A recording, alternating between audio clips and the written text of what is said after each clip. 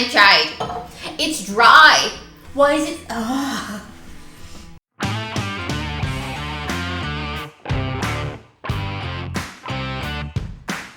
Welcome back to the channel. My name's Matt and I'm a bit of a whiskey nerd.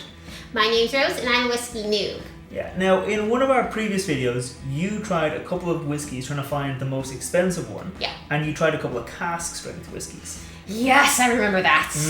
So I thought it'd be kind of fun if we showed you some whiskeys and some cask strength versions of those whiskeys. Oh! Yeah, so we've got two whiskeys in front of us that are the same whiskey, just at different percentages. Now, do you know what cask strength is? It's a percentage of time in cask. No. So, cask strength is essentially the whiskey at its alcohol percentage that it was in the cask. So, when you make whiskey, it can be like 60% alcohol, right? When they put it into a cask, it stays in the cask, and then when it comes out, it's still about 60%. So to get it down to 40%, what they do is they just add water. They add spring water to it. They generally clear water to dilute it down, because cask strength whiskies can often be very strong and overpowering. And for smaller distilleries, if you've like 100 litres at 60, you can then turn that into 140 litres at 40%. Question, hold the phone. So they put spring water in there. Yeah. So that means necessarily drinking your whiskey neat isn't actually drinking it neat. It's okay to put a little bit of water maybe, or an ice cube in it, depending if you want it or not. Yeah, because if you have a whiskey that starts with a high alcohol percentage, you might not be able to taste all the flavours because the alcohol burn might be so strong. Whereas if you dilute it down, and you can actually see like the colour difference between these whiskies, yeah. You can see that they've diluted it down. Mind blown! Mind blown. Yeah, so sometimes this is a good thing because a whiskey can be overpowering. It can be too strong, and so when you add that water to it, it comes down to a good percentage. And some distilleries, like Dingle or like Teeling, they don't dilute it down to 40%, which is the legal minimum it can be and still be called whiskey. They'll bring it down to like 46%, 45%, which is just kind of, it's still above there. It still has a good bit of flavour, but they haven't brought it so down that it's diluted. So I thought it'd be fun if we tried out whiskies that are the regular strength and the cask strength to see if you find them better at cask strength or at the kind of 40% proof. Alright, like I'm ready to give it a go. You're just dropping a bunch of knowledge bombs on me and things I didn't even know with like the water. Now I'm assuming they need to source water, and water, there's probably someone's job to taste water. Yes, I would imagine so. Jesus, what is that like? Pretty fun. Pretty difficult. I can't even pick out notes half the time, let alone pick out water differences. Yeah. But let's give this a go. I'm excited and scared. Okay, so the two whiskies we got in front of us, well, the four whiskies, but only two whiskies, they're the exact same except the only difference is the alcohol percentage. So we have the Red Earl from Kinsale. So this is a 63%, I believe. It's 63.48% alcohol. This is a triple cask that was aged in a Rioja cask wine, so it's going to have nice red wine notes. And this is a 40% version of this whiskey, the exact same whiskey, just different percentages. Okay. And this is the complex blend from Two Stacks. You have had this before, and I liked it. Yes, and I think this is 40%. This is 65% alcohol, and this one is 43% alcohol. So it's not at the floor, but it's still significantly different alcohol percentages. Okay. Okay? Cool. Let's go for it. Yeah. Alright, where do I start? So we're just going to start right to left. We're going to start with the 40% Red Earl. The 40% is the base. The base, yeah. Oh, it's hella clear. Actually, compare the colour against... Okay. Now, does the color matter this time? This time it does, because Okay. this is what it was in the cask, and this is what it was after they diluted it. Yeah, in the cask, it's way more of that like caramelly amber color, and then after they diluted it, it's a lot more clear. Yeah. Okay, cool. So I'll start with this one first then.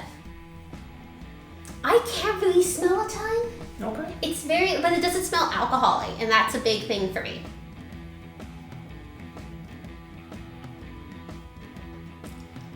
Oh my, that's smooth like butter. Yeah. Smooth like butter. Because when you reduce the alcohol, you remove the burn, you leave a lot of the flavour. Butter's not a flavor, is it? People will say buttery, like buttery smooth, buttery vanilla, that kind of creaminess. Yeah, it's kind of got that, and like mostly just the taste. Hold on. Like it's not super sweet. So I think I mentioned at some point, like unless it's sweet, I can't really taste it. Yeah. It tastes more like what I expect a good whiskey should generally taste like, without tons of extra influences. My goodness, is this smooth? Can you taste any of the red wine influence? A smidgen. What red wine was Rioja. it? So Rioja. Rioja. That'd Rioja. be the south of Spain. Rioja, south of Spain. Okay, so that would probably have. All right. Not a ton. Not a ton, to be honest. Let's go to the cask strength and see if you can find that. Okay, I'm gonna get some water first. Okay. So this is the cask strength version. Okay. So it might not be as buttery smooth as the first version of it, but you're probably going to get more of that red wine, that sweetness coming through. Okay, let's give her a go. Remember, it's 65% alcohol, so it's going to be strong. 63, I think, 0.48. So Definitely a lot more flavor on the nose. a lot more flavor. Like maybe get more of maybe like the red wine hints from the Rioja. Maybe like the lightest hint of like red fruits, maybe. Yeah. Let's try a taste.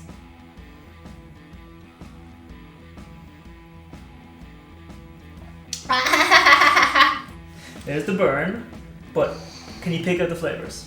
Oh, it's tasted nice. Way more flavor. The burn, I still feel it. It tasted very nice. You got much more of the red wine notes, like a nice, juicy, full body red wine. Yeah.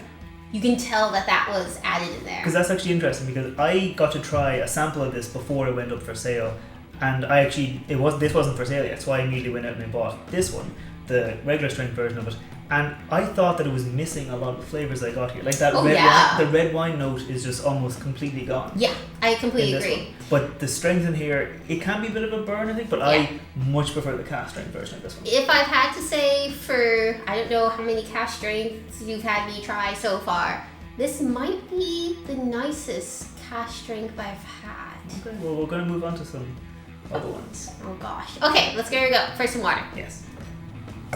Alright, now we're going to move on to 2 Stacks. It's complex blend. Okay. Again, this is a really nice whiskey. It's 40% light grain, 40% dark grain, 8% pot still, 10% double distilled single malt, and 2% peated malt.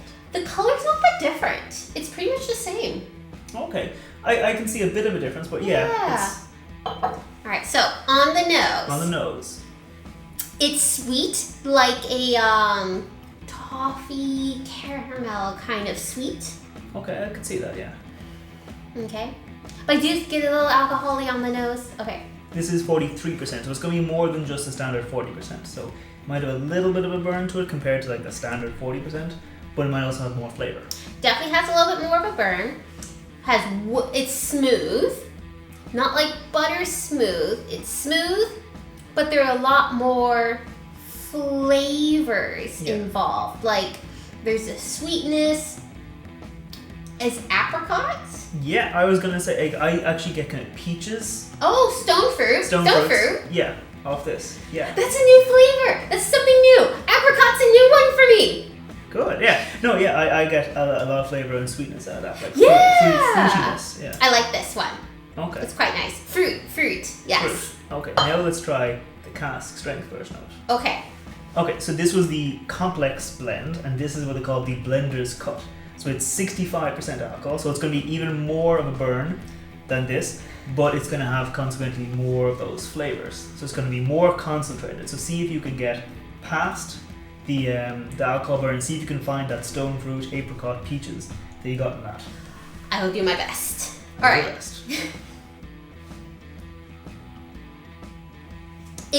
I get some of that light fruity stone fruit sweetness on the nose. Yeah. So we're there. It doesn't smell too alcohol-y. Okay. Safe so far. Safe so far. I'm a little nervous. And again, this is pretty complex blended, so it's meant to be quite balanced, so maybe it won't be too much of a burn, but that 65% might. Do it. Go for it. Alright, here we go.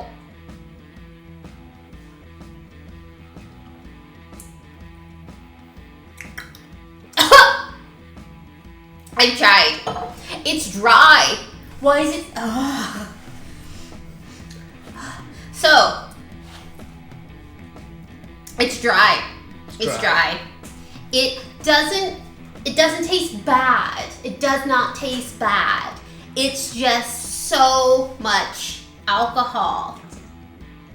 But you can tell there are flavors back there. There are definitely flavors behind there. I just can't quite get to them. There's definitely like a tingle that's not spice as much as like the heat. Yes. Your tongue, like your palate, your kind of cheeks, a little bit of a tingle there. My whole mouth is tingling still. Now, as that kind of burn has faded, are you getting more of those fruity flavors coming through now? Yeah. Do you get any of the peat, any of the smoke? Because I don't actually find any peat smoke in here, in the standard blend. I get a little bit of it. As the burn, as the fruitiness fades, I get a little bit of peat smoke coming through from this one. And I don't get it in here. I don't get any peat smoke. That's Because fine. I don't It's like just smoke. a little bit of a hint right at the very end. Okay. Yeah, no. Okay, that was pretty definitive. But what's your kind of wrap up on these two? You said here that there was more buttery smoothness, but none of the red wine notes. Here you could taste the red wine. Yeah. Any standout difference here? Yeah, it's the opposite. It's the opposite. It's the opposite. I tasted a lot more on this one, all of the notes and such. For this one, I didn't taste the notes as much. I got a little more overwhelmed by the alcohol, and like the aftertaste was quite lovely. That's kind of where I got the notes. So it's like the opposite of the other two. Okay, I could see that, yeah, because just the alcohol might just be a lot for a newbie to get past. Yeah. And it is the same whiskey, which is interesting because then when this faded, the burn, you were able to get more of the notes you Oh, got yes. here. Yes. I agree. Okay, now have you got any kind of wrap-up thoughts against regular strength, cask strength? Yes. So, my thoughts on regular strength versus cask strength is no thoughts. So, it totally depends. Like these two.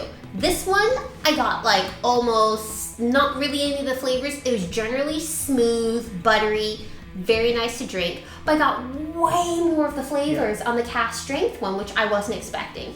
But then when I got to 2 stacks, right, I got more of the flavor on the non-cask strength one, less of the flavor on the cask strength. But I think this one was mainly because I'm not used to cask strength, so it's like the alcohol overwhelmed me. Yeah. But I could tell it wasn't a bad thing, but I could tell there were additional flavors in there.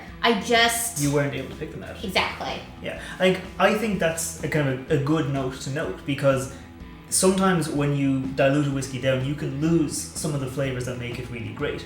Sometimes you can actually find that you've added something by taking away that alcohol burn, you've added new flavors. And that's one of the reasons I actually quite like a cask strength whiskey, because it's almost like you're getting 2 whiskeys. Because you can't add extra alcohol to it, because it's not just alcohol, it's flavor components. But if you have a cask strength whiskey, you can add a drop or 2 of water to it. You can bring the percentage down, and you can taste it again and see if you can get more notes out of it. So that's one thing I like about cask strength whiskies, and one thing I really like comparing and seeing, like, is something better at cask strength, or is it better by pulling it back down? Oh, it's a great experiment. Like, I would actually really like to try this one again, maybe in like, I don't know, like years, a couple of months or something, just to see if I could pick it out a bit better, like pick out the flavors. Yeah. Okay.